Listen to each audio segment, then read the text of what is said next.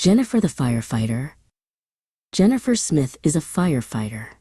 She is one of the very first women to do this important job, and she works hard every day to keep people safe. To be strong enough to help people, Jennifer exercises every day. She lifts heavy weights to build her muscles and make sure she's ready for any challenge.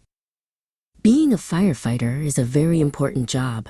Every day, Jennifer helps rescue people from dangerous situations. Her strength and bravery save lives.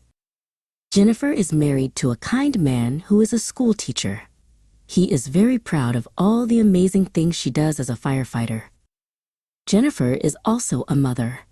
She has 2 wonderful daughters who look up to her and think she is the bravest person in the world. Her daughters are so proud of their mom. They love to tell their friends all about her exciting job and how she helps people every day.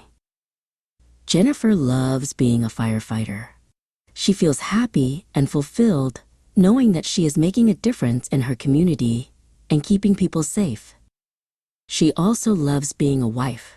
Spending time with her husband and sharing their lives together brings her great joy.